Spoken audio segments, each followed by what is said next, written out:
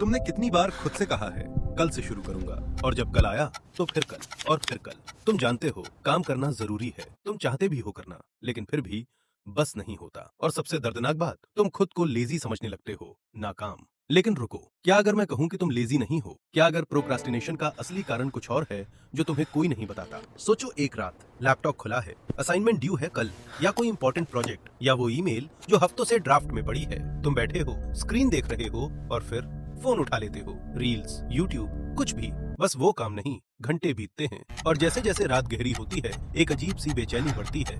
Guilt, Shem, एक आवाज जो कहती है तुमसे कुछ नहीं होगा, तुम थके नहीं हो, तुम सो नहीं रहे, तुम बस रुके हुए हो। ये लेजीनेस नहीं है, ये कुछ और है। साइकोलॉजी में इसे कहते हैं इमोशनल अवॉइडेंस।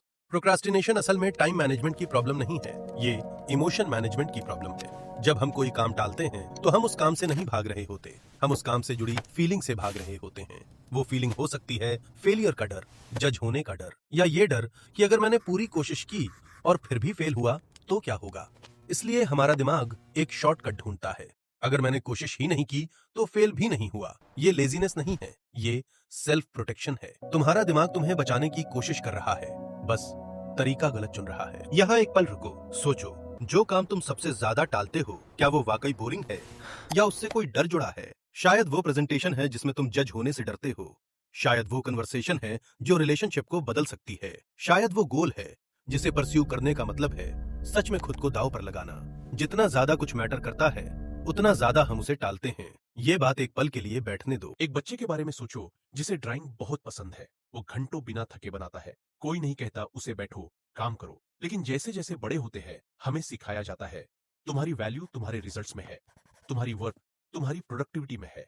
और तब हर काम एक टेस्ट बन जाता है, और हर टेस्ट में फेलियर का डर होता है। तो हम टालने लगते हैं, इसलिए नहीं कि हमें परवाह नहीं, बल्कि इसलिए कि हमें बहुत ज्यादा परवाह है। प्रोक्रास्टिनेटर्स अक्सर सबसे ज्यादा केयरिंग लोग होते हैं, सबसे ज्यादा सेंसिटिव, जिनके लिए चीजें डीपली मैटर करती है। और अब वो ट्विस्ट जो शायद तुमने सोचा ना हो, जो इंसान सबसे ज्यादा प्रोक्रेस्टिनेट करता है वो अक्सर वही होता है जिसके अंदर सबसे बड़े सपने होते हैं। क्योंकि जिसे कुछ नहीं चाहिए, उसे किसी चीज से डर नहीं लगता। तुम्हारा प्रोक्रेस्टिनेशन तुम्हारी कमजोरी नहीं है, ये तुम्हारी डेप्थ का सबूत है। लेकिन इसे समझना और इसमें फंसे रहना, ये दो अलग चीजें हैं। तो अब क्या करें? काम शुरू करने से पहले खुद से ये मत पूछो ये काम कब खत्म होगा, पूछो इस काम से मुझे क्या फीलिंग आ रही है और क्यों। जब तुम फीलिंग को नेम दे देते हो तो उसकी पावर आधी हो जाती है। और फिर सिर्फ 2 मिनट के लिए बैठो उस काम के साथ। शुरू करने की कंडीशन मत रखो, बस बैठो।